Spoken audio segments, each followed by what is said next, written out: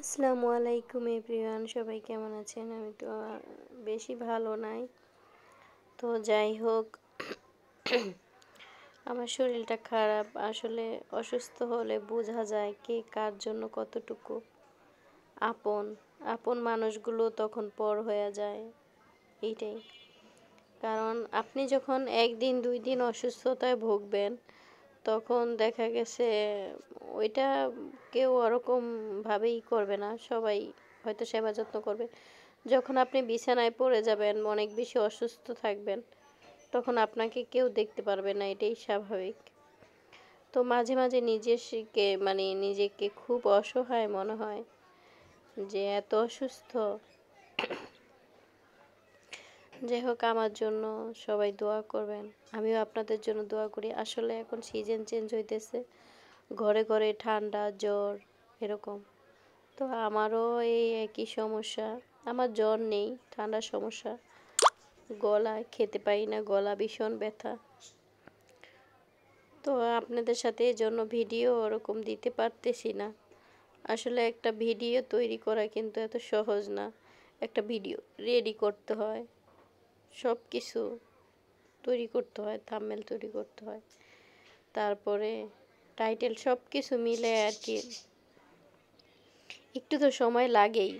Editing করতে গেলেও তো একটু সময়ের প্রয়োজন। তো আমি সেই সময়টা আসলে থাকলেও শরীর ভালো না থাকার কারণে আর কি হয়ে ওঠে না, তাই ভিডিওটা এরকম দিতে পারতেছি না। তো এটা হয়েছে আপনার ব্রিজের উপরে, ব্রিজের উপরে ওই যে দেখেন ঘরবাড়িগুলা, এটা 4 তলার উপরে, ঠিক আছে? মানে ব্রিজটা হচ্ছে 4 তলার উপরে। এই ব্রিজটা 4 তলার উপরে, 4 তলার সমান আর কি। মানে 4 তলার উপরে বলতে মানে 4 তলা যে ফ্ল্যাটগুলি হয় ওই ফ্ল্যাটের সমান ব্রিজটা। এই যে দেখেন নিচে কত নিচে ঘরবাড়ি। তো এইটা জন্যই আমি এই ভিডিওটা শ্যুট করে রেখেছিলাম, যে কত উঁচু দিয়ে এগুলো। তো এখন আমাদের বাংলাদেশেও মানে দেখা যাচ্ছে বাহিরের কান্ট্রিতে এরকম ভয়ানক ভয়ানক রোড রাস্তা ব্রিজ থাকে, এখন আমাদের বাংলাদেশে ওই যে দেখেন ওই পাশ থেকে দেখা যেতেছে কত নিচে ঘরবাড়ি। মানে 4 তলার সমান ব্রিজটা আর কি, 4 তলা ফ্ল্যাটের সমান। এ দেখেন অনেক ভয়ানক, এই মানে অনেক রিস্কি। আমি তো এখানে উঠা অনেক ভয় পেয়েছিলাম, তাও আবার উঠেছিলাম দোতলা বাসের উপরে। ওই যে দেখেন দেখা যাইতেছে। যাই হোক, আমি অনেক বেশি ভয় পেয়েছিলাম এটার উপরে উঠে, আবার এনজয়ও করেছি। আসলে দেখার মতো।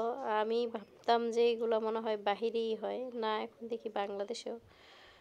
আসলে আমি জায়গার নাম ওরকম, এটা ঢাকাতেই, ইয়ের দিকে। আর এইদিকে শরীর খারাপ দেখে আর কি এই যে একটু মুরগি রান্না করেছি, মানে রান্নাটাও ঠিক মতো করতে পারি না। যাই হোক, সেটা আপনাদের সাথে শেয়ার করলাম। যেটা খেতে মন চায় সেটাই করি, কিন্তু ভালো লাগে না। তো আমার ভিডিওটি ভালো লাগলে অবশ্যই লাইক কমেন্ট শেয়ার করবেন। আল্লাহ হাফেজ।